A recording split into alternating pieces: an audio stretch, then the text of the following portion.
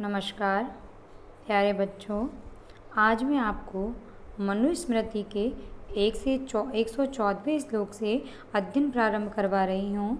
देखिए, 114वां श्लोक हम प्रारंभ कर रहे हैं। विद्या ब्राह्मणम एते आहा शेवधिस्ते अस्मि रक्षमाम असुकाय माम मा दास तथा श्याम वीर्यवत्तमा। तो देखिए, यहाँ विद्या कहती है, किससे? ब्राह्मण के समीप आकर कहती है कि मुझे किसी कुपात्र को दान में मत दो, यानी मुझे किसी अच्छे आदमी के लिए दान में दो, किसी कुपात्र के लिए मुझे दान में मत दो। तो देखिए यहाँ पर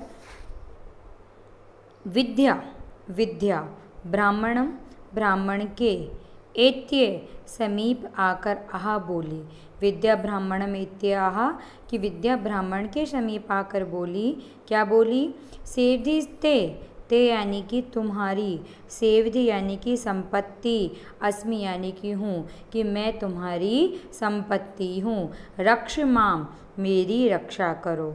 रक्ष माम, मेरी रक्षा करो। माँ, मुझको, माँ मुझको। असुकाय, निंदा करने वाले व्यक्ति के लिए। असुकाय, निंदा करने वाले व्यक्ति के लिए। माँ दाह, माँ यानी कि मत, दाह यानी कि दो, यानी कि मुझको निंदा करने वाले व्यक्ति के लिए मत दो। तथा वीर्यवत्तमा श्याम, जिससे मैं, तथा यानी कि उस प्रकार से मैं, वीर्यवत्तमा वीर्यशालिनी श्याम हो जाऊं, जिससे मैं वीर्यशालिनी हो जाऊं। यानी कि विद्या स्वयं, मनु का कहने का तात्पर्य क्या है? ये है कि विद्या ने स्वयं ही ब्राह्मण से आकर कहा कि मैं तुम्हारा खजाना हूँ, इसलिए तुम मेरी रक्षा करो और मुझे असुका यानी कि निंदा करने वाले व्यक्ति के लिए मादा दान में मत दो, यानी निंदा करने वाले व्यक्ति के लिए मुझे मत पढ़ाओ। इससे मैं वीर्यवत्तमा यानी कि वीर्यशालिनी श्याम हो जाऊंगी। तो दोबारा सुन लीजिए एक बार। मनु कह रहे हैं कि विद्या ब्राह्मणम इत्याह, विद्या ने ब्राह्मण के पास जाकर कहा, सेवधि ते अस्मि, ते यानी कि मैं तुम्हारी, शेवधि संपत्ति, अस्मि हूँ, मैं तुम्हारी संपत्ति हूँ। रक्ष माम, मेरी रक्षा करो। असुकाय माम, माम यानी कि मुझको, असुकाय निंदा करने वाले व्यक्ति के लिए मादा मत दो, तथा जिससे मैं वीर्यवत्तमा वीर्यशालिनी श्याम बन जाऊं या बन सकूं।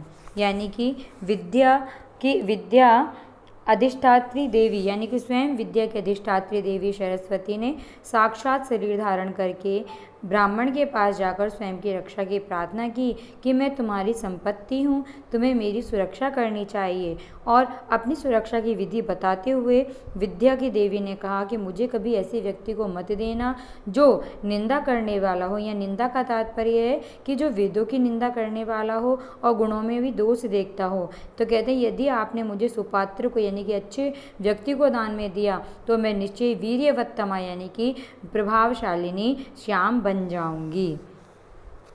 आगे अगला श्लोक हम देखते हैं।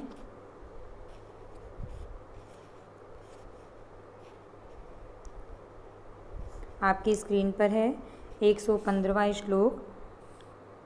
यमेव तो शुचिम विद्यात् नियत ब्रह्मचारिणम तस्मै माम ब्रूहि विप्राय निधिपाया प्रमादिने। तो देखिए, मनु यहाँ पर कह रहे हैं कि उत्तम व्यक्ति को ही विद्या का दान करना चाहिए। इसका कथन करते हुए मनु यहाँ कह रहे हैं, तो मनु कहते हैं कि तू यम एव, यानी शुरू में यम एव तू, परंतु यम एव, जिसको ही यानी कि जिसको भी, शुचिम पवित्र, नियत यानी कि संनियंत्रित यानी कि जितेंद्रिय, ब्रह्मचारिणम ब्रह्मचारी, विद्यात समझो, यानी जिसको भी तुम पवित्र, नियत और ब्रह्मचारी समझो, यानी पवित्र और नियत ब्रह्मचारी समझो।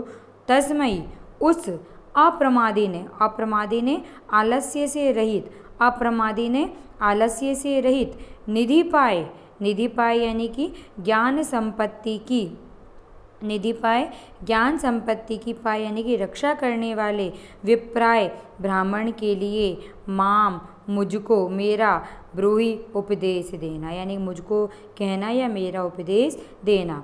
तो यहाँ पर विद्या कहती है ब्राह्मण ब्रह्मचारी से, क्या कहती है कि जिसको तुम पवित्र और नियत यानी कि जितेंद्रिय ब्रह्मचारी समझो, उसको ही मुझे जो आलस्य से रहित हो और संपत्ति की रक्षा करने वाला, यानी कैसी संपत्ति, ज्ञान संपदा की रक्षा करने वाला हो, ऐसे ब्राह्मण के लिए माम ब्रूहि, मेरा उपदेश देना। तो दोबारा समझ लीजिए एक बार इस श्लोक को।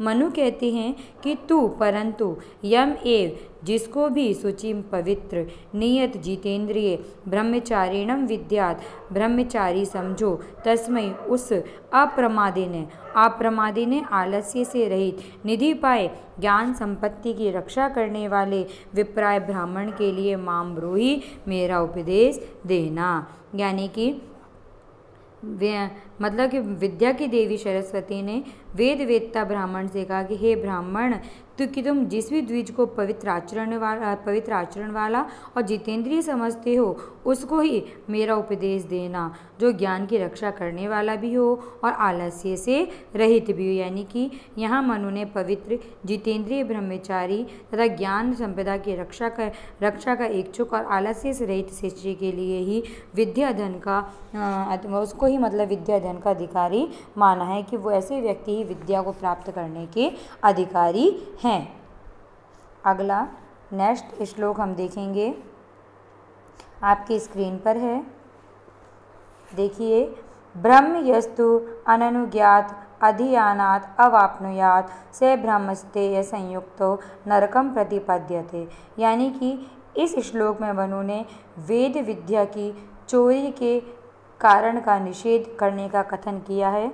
तो देखिए, मनु कहते हैं कि यह तू, शुरू में ब्रह्म यस्तु, यह तू परंतु जो व्यक्ति, यस्तु परंतु जो व्यक्ति अननुज्ञात यानी कि बिना अनुमति के या अनुमति के बिना, अनुज्ञात यानी कि अनुमति के सहित, और अननुज्ञात अनुमति के बिना, अधियानात यानी दूसरों को पढ़ाने से, अधियानात दूसरों को पढ़ाने से, ब्रह्म अवाप्नुयात, ब्रह्म यानी कि वेद विद्या को, अवाप्नुयात प्राप्त कर लेता है।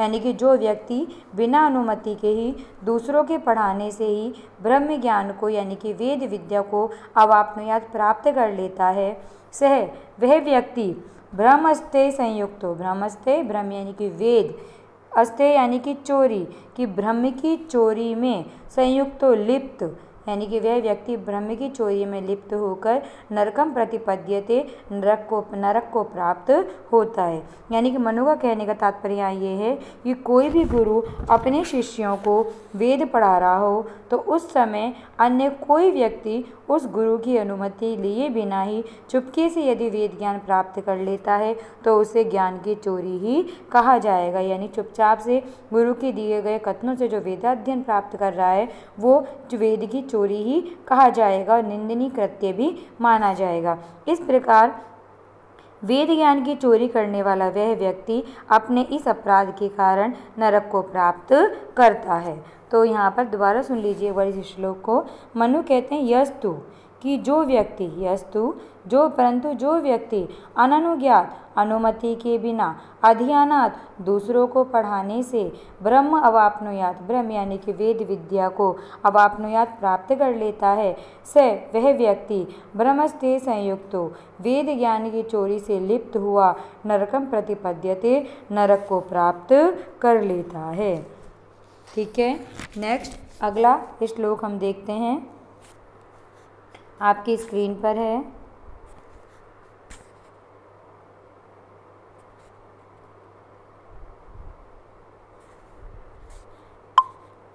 एक मिनट,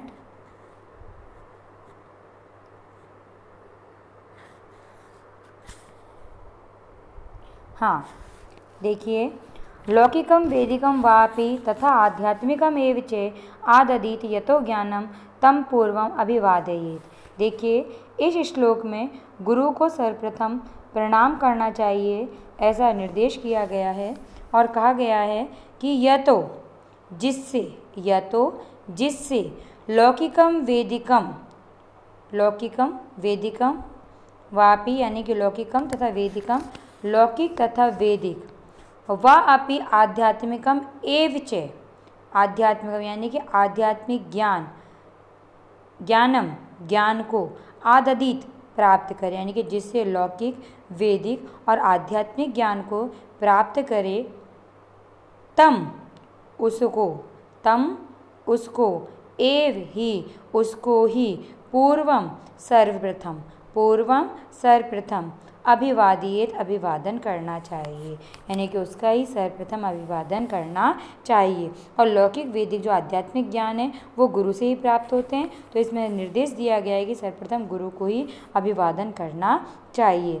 क्या यानी कहने का तात्पर्य ये है मनु का कि कोई भी शिष्य जिस गुरु से अर्थशास्त्र, वेद, ब्राह्मण, राजनीति, शास्त्र विद्या अथवा जगत, ईश्वर, परमात्मा इस प्रकार के आध्यात्मिक ज्ञान प्राप्त करें, यानी कि लौकिक ज्ञान में क्या आता है, अर्थशास्त्र, राजनीतिक विज्ञान, शस्त्र विद्या या शास्त्र विद्या आदि, ये लौकिक ज्ञान। वेद, ब्राह्मण, आर्यनक, उपनिषद तथा सूत्र ग्रंथ संबंधी ज्ञान वैदिक ज्ञान हो गया, अथवा जगत, ईश्वर, परमात्मा, आत्मा, ये इनका ज्ञान प्राप्त करना आध्यात्मिक ज्ञान हो गया।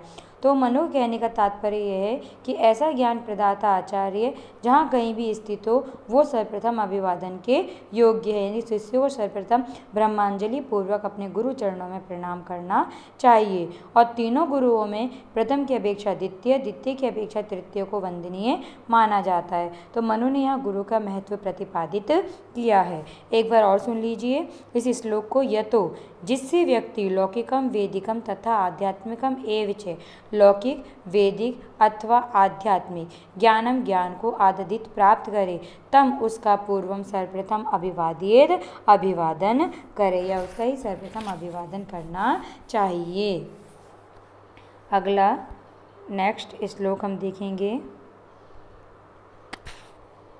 आपकी स्क्रीन पर है, 118वां श्लोक है। सावित्री मात्र सारो अपि वरम विप्रे सुयंत्रित है, न अयंत्रित स्त्री वेदो अपि सर्वासी सर्वविक्रयी। देखिए मनु का कहने का तात्पर्य है कि जो व्यक्ति आचरण से रहित हो ऐसे ब्राह्मण की निंदा का कथन मनु यहाँ कर रहे हैं। तो मनु कहते हैं, अन्वय से ही सुनिए, सावित्री मात्र सारो अपि, सावित्री मात्र सारो यानी कि सावित्री मात्र एकमात्र सावित्री के सारो बल से संपन्न, एकमात्र सावित्री के बल से संपन्न, सुयंत्रित है, सुयंत्रित है यानी कि जितेंद्रिय, विप्रो विप्र है यानी कि ब्राह्मण, अपि भी वरम श्रेष्ठ है। देखिए मनु कह रहे हैं कि सावित्री मात्र सारो कि एकमात्र सावित्री के बल से संपन्न, सुयंत्रित है, सुयंत्रित है, जितेंद्रिय, विप्र अपि ब्राह्मण भी वरम श्रेष्ठ है, परंतु अनियंत्रित है, अयंत्रित है, अयंत्रित है यानी कि जो जितेंद्रिय नहीं है यानी कि अजितेंद्रिय, सर्वासी, सर्वासी यानी कि सब कुछ खाने वाले, यानी कि शाकाहारी, मांसाहारी यानी कि मांसाहार, यहाँ कहने का तात्पर्य मांस से है, तो सर्वाशी सब कुछ खाने वाला, सर्व यानी कि सब कुछ, आशी यानी कि खाने वाला, सर्व विक्रयी तथा सब कुछ बेचने वाला, सर्व विक्रयी तथा सब कुछ बेचने वाला, त्रिवेद है तीनों वेदों का ज्ञाता भी, अपि यानी कि भी तीनों वेदों का ज्ञाता भी ना श्रेष्ठ नहीं है। मनु का कहने का तात्पर्य यहाँ पे ये है कि यदि कोई ब्राह्मण गायत्री की उपासना से आध्यात्मिक शक्ति से संपन्न हो जाता है और अपनी इंद्रियों को वश में रखने वाला होता है तो ऐसा ब्राह्मण सामान्य ब्राह्मण भी श्रेष्ठ होता है। लेकिन यदि इसके विपरीत जिसका इंद्रियों पर नियंत्रण नहीं हो और जो भक्ष्य अभक्ष्य सभी प्रकार के पदार्थों को खाता हो, यानी कि निषिद्ध मांस, मदिरा आदि को खाता हो और इनका विक्रय कर अपनी जीविका का निर्वाह करने वाला हो, ऐसा ब्राह्मण ऋग्वेद, यजुर्वेद और सामवेद इन तीनों वेदों का ज्ञाता होने पर भी श्रेष्ठ नहीं है। अर्थात मनु ने यहाँ सदाचार के महत्व को प्रतिपादित करते हुए गायत्री की उपासना करना तथा जितेंद्रिय होना ये उत्तम प्रतिपादित किया है। एक बार दोबारा सुन लीजिए इस श्लोक को। मनु कहते हैं कि सावित्री मात्र सारो, कि एकमात्र सावित्री के बल से संपन्न, सुयंत्रित है, जितेंद्रिय, विप्र अपि वरम ब्राह्मण भी श्रेष्ठ है। अयंत्रित है, लेकिन अयंत्रित है, जितेंद्रिय यानी कि इंद्रियों को जो वश में नहीं करता हो ऐसा आचारहीन, सर्वासी सब कुछ खाने वाला, सर्वविक्रय सब कुछ बेचने वाला, त्रिवेदे ऋग्वेद यजुर्वेद और सामवेद इन तीनों वेदों का अज्ञाता अपि भी ना श्रेष्ठ नहीं है। अगला श्लोक हम देखेंगे, आपकी स्क्रीन पर है, 119वां श्लोक है।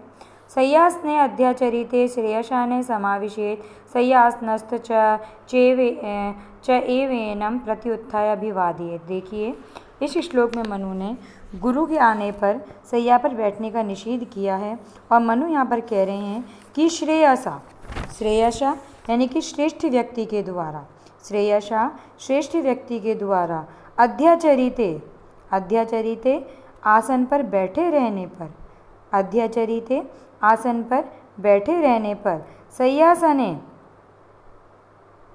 सय्यासने उस पर नहीं न समावेशित बैठना चाहिए। देखिए, एक बार दोबारा समझ लीजिए इसको कि श्रेयसा श्रेष्ठ व्यक्ति के द्वारा, अध्याचरिते सय्यासने, सय्यासने यानी कि सैया तथा आसन पर, अध्याचरिते बैठे रहने पर, न समावेशित नहीं बैठना चाहिए। मनु कहने का तात्पर्य है, यदि श्रेष्ठ व्यक्ति सैया या आसन पर बैठा हो, मतलब सैया आसन पर अध्याचरित बैठा हो, तो उसको नहीं बैठना चाहिए। सैया आसनस्थ है, क्योंकि सैया या आसन पर स्थित होने पर च प्रत्युत्थाय, तो उसको उठकर एवं अभिवादित इस प्रकार अभिवादन करना चाहिए। देखो, मनु का यहाँ सीधे सीधे कहने का तात्पर्य ये है कि श्रेष्ठ व्यक्ति को कि गुरु की सैया आसन पर नहीं बैठना चाहिए। यदि वह स्वयं सैया आसन पर बैठा भी हो तो गुरु के आने पर स्वयं उसका अभिवादन करना चाहिए। तो दोबारा सुन लीजिए एक बार, मनु कहें श्रेयसा कि श्रेष्ठ व्यक्ति के द्वारा, सय्यासने सैया या आसन पर, अध्याचरित बैठे रहने पर, न समावेशित उस पर नहीं बैठना चाहिए। ठीक है, जब श्रेष्ठ व्यक्ति सैया आसन पर बैठा हो तो उस पर व्यक्ति को नहीं बैठना चाहिए। दोबारा इसको सेकंड लाइन, सय्यासनस्थ है, यदि स्वयं सैया या आसन पर स्थित हो, च प्रत्युत्थाय, फिर उसको उस पर से उठ करके एवं अभिवादित इस प्रकार अभिवादन करना चाहिए। समझ लीजिए इसको एक बार कि मनु के कहने का तात्पर्य ये है कि अपने से श्रेष्ठ जन सैया आसन पर बैठा हो तो उस पर नहीं बैठना चाहिए, यानी कि अपने से बड़ा या श्रेष्ठ व्यक्ति सैया आसन पर बैठा हो तो उस पर नहीं बैठना चाहिए, अथवा ज्ञान, आयु, तप आदि की दृष्टि से श्रेष्ठ व्यक्ति की सैया तथा उसके आसन आदि पर कभी भी नहीं बैठना चाहिए। यदि शिष्य स्वयं ही अपनी सैया या अपने आसन पर बैठा हो और उस समय यदि कोई श्रेष्ठ व्यक्ति आ जाए तो उस समय उसे अपने स्थान से उठ करके श्रेष्ठ जनों का अभिवादन करना चाहिए, यानी कि उसे कभी भी बैठे बैठे ही प्रणाम नहीं करना चाहिए। ठीक है, आज के लिए इतना ही। यहाँ श्रेयसा से तात्पर्य मनु ने ज्ञान वृद्ध, आयु वृद्ध और तपोवृद्ध व्यक्ति, यानी कि इन तीनों चीज़ों से ज्ञान संपन्न व्यक्ति को ही श्रेष्ठ व्यक्ति माना है। आज के लिए इतना ही। कल 120वें श्लोक से कल दोबारा अगले नेक्स्ट वीडियो में हम देखेंगे।